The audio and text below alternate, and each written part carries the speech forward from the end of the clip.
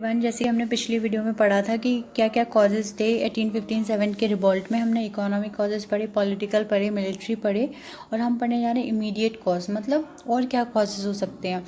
देखो, जो Enfield rifle थी पहली बार आई थी, गन थी जो पहली बार वहाँ पे इंट्रोड्यूस हुई थी उस टाइम पे, और ये एक तरीके का इमीडिएट कॉज हो सकता है कि जिसकी वजह से लोगों ने सोचा कि ठीक है, हम ब्रिटिशर्स से लड़ सकते हैं, हमारे पास हथियार है। जो न्यू गन थी वो 1856 में बनाई गई थी, इशू हुई थी। In order to load the rifle the soldiers had to bite the cartridges which had been greased with the beef tallow and the pig fat. अब क्या था कि जैसे आज के टाइम पे हमें बस लोड करने के लिए क्या करना पड़ता है, किसी भी राइफल को एक तरीके से लोड करना पड़ता है। तो उस टाइम पे सोल्जर्स को क्या करना पड़ता था, जो कार्टेजेस थे, मतलब एक तरीके का कंटेनर होता था, उसमें कारतूस वगैरह भरे होते थे, बारूद भरी होती थी, उसको क्या करना पड़ता था, ग्रीस मतलब कि कोई ऑयल टाइप का लगाना पड़ता था ताकि वो जल्दी से लोड हो जाए। जो कि उस टाइम पे ऑयल नहीं था, तो जो था बीफ का टैलो होता था और पिग का जो सुअर का फैट होता था उससे ग्रीस करते थे। Okay, both the Hindu and the Muslim soldiers were convinced that the government was trying to make them lose their religion. तो हिंदू और मुस्लिम दोनों को बोला गया कि ये जो गवर्नमेंट है, ये आपका जो रिलीजन फॉलो कर रहे हैं वो आप खो दोगे अगर हम ब्रिटिशर्स से नहीं लड़े तो। क्योंकि क्रिश्चियन मिशनरीज आ रहे थे। On 27 March 1857, Mangal Pandey refused to use the cartridges and open fire on his superiors। तो उन्होंने मना कर दिया मंगल पांडे ने कि जो कार्ट्रिज, हम कारतूस यूज़ नहीं करेंगे और ना ही हम अपने जो लोग हैं उन पे ओपन फायर करेंगे। Okay, superior when he was a soldier on the 36 Bengal infantry. तो वो कहाँ का सोल्जर था, बंगाल में जो सोल्जर्स थे उनकी उसी का इन्फेंट्री, मतलब एक तरीके का ग्रुप था, उसी में से ये सोल्जर था ये Mangal Pandey. He was arrested and executed. इसकी वजह से उसको अरेस्ट कर लिया गया और एग्जीक्यूट कर लिया गया, एक मतलब बहिष्कार कर दिया गया, उसका निकाला कर दिया। This incident boosted the morale of the Indian sepoys. इसकी वजह से क्या हुआ, तो इंडियन सिपाही जो हट जाते पीछे, उन लोगों का मोरल बूस्ट हो गया। मोरल बूस्ट मतलब उनमें एक ताकत थी आगे लड़ने की। मेरठ में क्या हुआ था, सिपाही म्यूनिस्ट्री का effect. At Meerut the uprising took a violent form. Meerut में बहुत ज़्यादा वायलेंट फॉर्म हो गया था, बहुत एग्रेसिव लड़ाइयाँ चल रही थी। On May 9, 1857 the soldiers of the 3rd cavalry refused to touch the cartridges as a result with their sent. और क्या हुआ कि जो मतलब कुछ बटालियंस बटे हुए थे कि आप इसके कहलाओगे सोल्जर्स, आप इसके। तो ये जो सोल्जर्स थे, 3rd कैवलरी थी, उसके जो सोल्जर्स थे उन्होंने बोला कि हम कारतूसों को टच भी नहीं करेंगे। उसकी वजह से क्या हुआ कि to 10 disorder anger the remaining sepoys. तो ये जो है, इसके बाद क्या हुआ था, उन्हें 10 ईयर्स का इम्प्रिजनमेंट हो गया था, मतलब उन्हें जेल भेज दिया गया था जिन्होंने मना किया था कि वो कार्टेजेस को छुएंगे भी नहीं, कारतूसों को। This order anger the remaining sepoys. इसकी वजह से जो बहुत सारे सीपॉइज थे उनमें गुस्सा आ गया कि ऐसा कैसे कर सकते हैं लोग। Who then storm the prison and release the prisoners. उन्होंने क्या किया कि प्रिजन को खोल दिया, जो सेल था जिसमें वो बंद थे, और जितने भी प्रिजनर्स थे 10 साल की जिन्हें सजा दी गई थी उन्हें निकाल दिया गया। Before they march return to Delhi the sepoys had killed number of Europeans including women. तो जब तक वो मेरठ से दिल्ली जा रहे थे तो उसके बीच में उन्होंने बहुत सारे यूरोपियंस को मार दिया और औरतों को भी मारा। मोर टू नो, ये फैक्ट है, many Indians remain loyal to the British during the revolt. देखो, बहुत सारे इंडियंस ऐसे थे जो कि ब्रिटिशर्स के खिलाफ नहीं गए रिवोल्ट के बाद भी। बूरे खान फैसलेदार was executed, he was trying to protect the British treasury. तो इसको एग्जीक्यूट कर दिया गया क्योंकि वो ब्रिटिशर्स की जो खजाना था वो बचा रहा था। Another example is Rani of Basti who defeated 200 rebels with her 800 Rajput and her was rewarded afterward for her loyalty. तो जो रानी थी बस्ती की, उसने भी 2000 रिबल्स जो थे, रिबेलियन के जो लोग थे, सिपॉइज थे, उन्हें 800 राजपूतों से मरवाया और उसके बाद उसको लॉयलिटी की दाद दी गई क्योंकि जो 1857 रिवोल्ट था वो ब्रिटिशर्स ही जीते। अब दिल्ली में क्या हो रहा था, on 11th May the rebel under the leadership of general Bakht reached Delhi and force the Mughal ruler Bahadur Shah Zafar to proclaim himself as the emperor of India. तो बहादुर शाह जफर 1857 में मुगल रूलर जो था वो रूल कर रहा था, तो उन्होंने 11th May में गए दिल्ली और बोला कि बहादुर शाह जफर, आप बोलो कि मैं एम्परर हूँ दिल्ली का, तो कुछ भी नहीं होगा। जो ब्रिटिशर्स सोच रहे हैं वो नहीं होगा, ब्रिटिशर्स की अथॉरिटी नहीं है, ठीक है। Many public buildings were soon captured and a large number of British were killed from Delhi.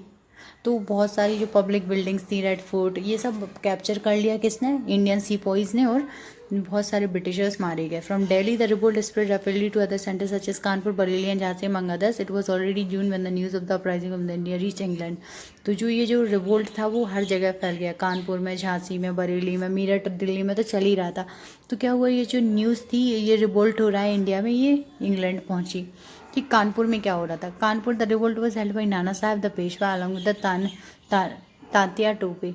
He expelled the British garrison from Kanpur. तो जो क्या हुआ कि नाना साहेब के नेतृत्व में कानपुर में चल रहा था, और क्या हुआ, तात्या टोपे जो थे, तात्या टोपे, उन दोनों लड़ रहे थे. और ही एक्सपेल द ब्रिटिश. जो गैरिसन टाउन्स होते हैं, गैरिसन टाउन्स जहाँ पे मिलिट्री रहती है, कंटोनमेंट एरिया, वो एक हटा दिए गए, ठीक है, ब्रिटिशर्स की. He also declare himself a governor.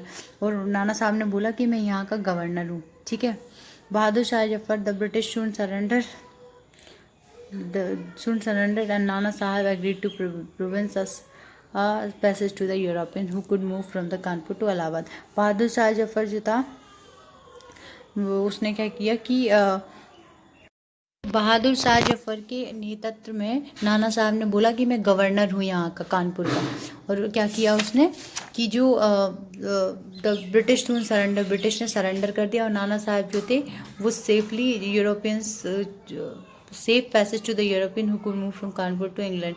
तो उन्होंने सोचा कि ये जो यूरोपियंस है ना, एक पैसेज दिया जाए ताकि वो कोई प्रॉब्लम क्रिएट ना करें, वो अपने काम से काम रखें. ओके.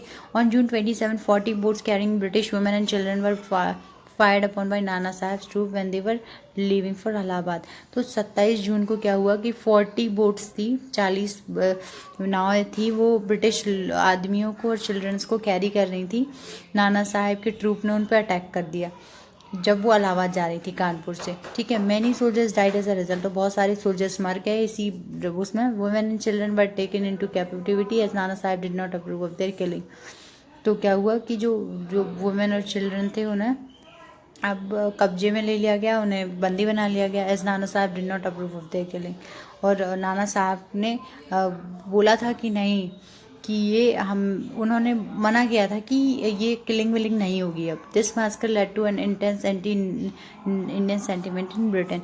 और इस वजह से ये जो युद्ध हो रहा था, ये ब्रिटेन में बहुत एंटी इंडियन सेंटिमेंट हुआ. इंडियंस के खिलाफ ब्रिटेन में चलने लगा कि हमारे लोगों को मारा है. अवध में क्या इम्पैक्ट था इसका. The revolt of Awadh was led by Begum Hazrat Mahal. As the royal family has been ill treated by the British who had annexed the state. तो हजरत महल के द्वारा ये मोमेंट जिंदा रहा अवध में, और ये इल ट्रीटेड, इनकी जो फैमिली थी उन्हें बहुत बुरी तरीके से ट्रीट किया गया था ब्रिटिशर्स के द्वारा, और इनका जो राज्य था वो छीन लिया गया था. Moreover this annexation created discontent and sepoys who were from Awadh. तो जो अवध से सीपॉइज थे जो बंगाल में भर्ती हो रहे थे, उनके बीच में घृणा थी ब्रिटिशर्स के प्रति. Sir Henry Lawrence was the British commissioner at Lucknow when the revolt broke out. तो हेनरी लॉरेंस थे, वो ब्रिटिश कमिश्नर थे लखनऊ में जब ये रिवोल्ट हुआ. अवध कहाँ है? लखनऊ रीजन में, Kanpur region. British forces men women and children in Awadh took refuge at the residency's compound which had been fortified. तो जो ब्रिटिश वुमेन थे, जो लोग थे यूरोप के, उन्होंने कहाँ रेसिडेंस लिया? रेसिडेंसी में, लखनऊ में एक रेसिडेंसी है, वहाँ पे ये लोग छुप गए. It was besieged for 8 months but the Indians reveal could not dislodge the British. तो रेसिडेंसी थी जहाँ पे वो लोग छिपे हुए थे. 8 महीने के लिए एकदम बिसीज हो गए, मतलब आर्मी इसके बाहर खड़ी हो गई कि कोई निकलेगा और फायर करेंगे. लेकिन इंडियन रिबल्स जो थे, जितने भी सीपॉइज थे, उन्होंने ब्रिटिशर्स को अपनी पोजीशन से हिला तक नहीं पाया. अब हम पढ़ेंगे झांसी के बारे में. Rani Lakshmibai the queen of Jhansi decided to join the rebel because of the company refuse to acknowledge her adoption. Rani Lakshmibai थी, उन्होंने इसलिए रिबोल्ट ज्वाइन किया था क्योंकि उनका एयर था थ्रोन पे बैठने के लिए. फिर भी उनको सब्सिडरी अलायंस के तहत या फिर डॉक्ट्राइन ऑफ लेफ्ट के तहत उनको अपने स्टेट में ले लिया गया था, और उनका जो अडॉप्टेड सन था वो एक्सेप्ट नहीं किया था the throne. The company had lost all its control over the kingdom on June 18 it regain the control in it the leadership of. जो कंपनी थी यार, सब इंडियंस आके लड़ रहे थे उसके खिलाफ, तो इन्होंने अपना कंट्रोल खोल दिया. लेकिन जब सर ह्यूज रोज आए तो उनके नेतृत्व में फिर से कंपनी जो कंट्री थी ब्रिटिशर्स की कंट्रोल में आ गई, ठीक है। The Rani fled and also join the Tatya Tope at Kalpi. Tantya Tope जो कि कानपुर में थे उनको ज्वाइन किया कालपी में, जो कि वहाँ पे है। कालपी अभी कहाँ पे है, में है Kalpi. She was killed at the second battle of Gwalior. Second battle of Gwalior में मर गई। 3 days after her death the British captured the fort of Gwalior. Gwalior का फोर्ट भी उसकी मृत्यु के बाद कैप्चर कर लिया। Tatya Tope was also capture later executed. तो तांत्या जो टोपे था उन्हें भी कैप्चर कर लिया गया और एग्जीक्यूट कर लिया गया। तो अब क्या था, ब्रिटिशर्स का पूरा काम था सप्रेस करना, इस रिवोल्ट को नीचे मतलब बिल्कुल दबाना, ठीक है। The revolt was totally suppress in 1858 under the commander like Henry Havelock, James Outram and the Colin Campbell. Hugh Rose ये सब आए थे, उनकी वजह से ये सप्रेस हो गया, okay. And John Lawrence in Delhi after the rebel were defeated in battles at the Red Fort, Kashmiri Gate, the Chandni Chowk. Bahadur Shah Zafar was exiled to Rangoon where he died in 1862। तो बहादुर शाह जफर जब ये इन सब जगहों पर जो रेबल था, जो भी ये लड़ाई थी वो शांत हो गई, तो जो बहादुर शाह जफर था एम्परर था उसको रंगून एक जेल थी वहाँ पे डाला गया, वहीं पे मर गया वो 1862 में। Many civilians were also massacred by the British soldiers. और बहुत सारी जो इंडियन सिविलियंस थे, रेसिडेंट्स थे, उनको भी मार दिया गया, ब्रिटिश सोल्जर्स ने मार दिया। आफ्टर फेसिंग डिफीटेड कानपुर, नाना साहब एस्केप टू नेपाल। तो जो नाना साहब था वो नेपाल चला गया जब कानपुर में हार गया। Awadh was also recaptured and Begum of Awadh escaped. Awadh को भी ब्रिटिशर्स ने अपने कब्जे में ले लिया और जो हजरत महल थी अवध में वो भी भाग गई। Other major leaders of the revolt had died in the battle. जो मेजर लीडर्स थे वो तो मर ही गए थे, ठीक है। The Britishers were able to reestablish their authority in 1859। तो इतना जो कचड़ा कर दिया था इंडियंस ने, उसके बाद ब्रिटिशर्स ने क्या किया, अपनी अथॉरिटी जमा ही ली, ओके। पढ़ेंगे फेलियर रिवोल्ट का कैसे हुआ, ठीक है। Historians have identified several factor which was responsible for the failure of the revolt. तो क्या क्या चीज़ें थी जिसकी वजह से ये रिवोल्ट इतना सक्सेसफुल नहीं रहा, ठीक है। Being confirmed only to certain regions, the revolt could not spread to regions like Bengal, Assam, Orissa, Rajasthan, Punjab and the parts of South India. तो साउथ इंडिया में तो रिवोल्ट का नाम ही निशान ही नहीं था, तो साउथ इंडिया के लोग इसमें ज्वाइन भी नहीं कर पाए, असम, बंगाल वगैरह के भी लोग इसमें नहीं आ पाए। Only Kanpur Awadh north India में ही था ये। Not all section of society supported the uprising. सारे सेक्शंस ने सपोर्ट नहीं किया, कुछ लोग ब्रिटिशर्स के साथ भी थे। Many princely groups included the Scindias, Holkars, Patiala and the Rajput did not rise against the company. तो सब लोग एकजुट होकर नहीं लड़े, रादर दे रिमेंड लॉयल रहे ब्रिटिशर्स के प्रति। Moreover the revolt did not get the support of the intellectuals. जो माइंडेड लोग थे उन्होंने भी इसको सपोर्ट नहीं किया, okay. And the rebel lacked unifying ideology. किसी ने एक सोच के मुद्दा नहीं खड़ा किया था, बनाया नहीं था, बट एक बात सोची और बस लग गए। Moreover they were poorly organise and did not have any strategy to replace the British institution of the government. तो उनकी बहुत पुअर स्ट्रेटेजी थी, उन्होंने कुछ सोचा नहीं था, कुछ ऑर्गेनाइज नहीं था, कुछ प्लान नहीं किया हुआ था। तो उन्होंने ये भी नहीं सोचा था कि ब्रिटिश इंस्टीट्यूशन जो इंडिया में आ चुके हैं वो कैसे ख़त्म करने हैं। The rebel did not have a strong leadership. कोई लीडर नहीं था इतना strong. Even though they were dynamic and brave personality रानी लक्ष्मीबाई, नाना साहब, भक्त Khan and so on, they did not have experienced leaders for prolonged contest। तो ये रानी लक्ष्मीबाई वगैरह थे, रानी और नाना साहब वगैरह, बट बहुत कम पीरियड के लिए थे, ठीक है। इनका कोई नेतृत्व करने वाला नहीं था। Bahadur Shah Zafar was an uninspiring and reluctant leader. तो जब फोर्स किया गया उसको दिल्ली जाके तब वो खड़ा हुआ, वैसे लड़ने के लिए वो भी रेडी नहीं था, okay. The rebel also did not have a modern weapons and technology and had to fight the Britishers who were equipped with modern weapons. यार जो ब्रिटिशर्स थे उनके पास मॉडर्न वेपन्स थे, इनके पास कुछ भी नहीं था, बस एक राइफल थी जो कि ट्राई करने के लिए उन्होंने फाइट कर रहे थे, ओके। ये भी एक कॉज हो सकता है। The Indian sepoys fight with the available weapons which were mostly swords, spikes and the spear. The lack of good communication system was another reason. उनके पास वेपन्स नहीं थे, जो पुराने जो ट्रेडिशनल वेपन्स थे पुराने उनसे वो लड़ रहे थे। गुड कम्युनिकेशन भी नहीं था कि कब रिवोल्ट स्टार्ट करना है, कब ख़त्म करना है, किसको कब मारना है। ये सब बहुत एक तरीके का फेलियर था रिवोल्ट के लिए। See naming of the revolt, a debate. अब जो इस 1857 का रिवोल्ट का नाम क्या दिया अभी भी डिबेट है, okay. Many British writers who wrote in the aftermath 1857। Aftermath मतलब 1857 रिवोल्ट के बाद कुछ लोगों ने बोला ये सीपॉय म्यूटिनी थी, ओके। मतलब सीपॉयज लड़े थे एक तरीके की म्यूटनी थी जिसमें बहुत सारे लोग मरे थे because of the introduction of the Enfield rifle. It has been, और एनफील्ड राइफल को टेस्ट करने के लिए उन्होंने ये करा था।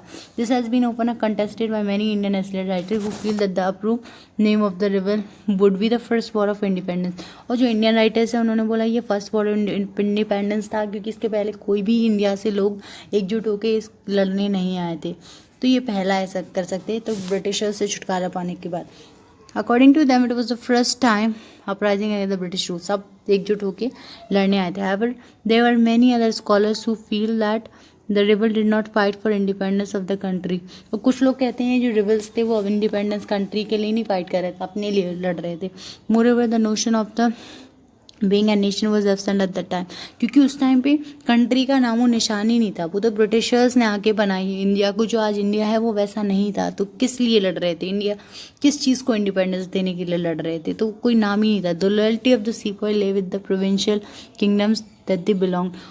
तो पहले इंडिया नहीं था, वो क्या था, प्रोविंशियल किंगडम्स थे, राजा रानी के नेतृत्व में चलते थे। तो उनको शायद बचाने के लिए या अपने आप को इस शोषण से बचाने के लिए हो सकता है उन्होंने रिवोल्ट लड़ा हो, बट ऐसा कोई कॉन्सेप्ट नहीं था उस टाइम पे इंडिया का। तो ये first war of Indian independence कहते हैं। तो डिबेटेबल है ये टॉपिक, बहुत ज़्यादा आर्ग्यूमेंट्स होते हैं कि आखिर इसको नाम क्या दें। ओके, तो 1857 रिवोल्ट ही नाम देते हैं। Thank you so much. यहाँ चैप्टर ख़त्म हुआ।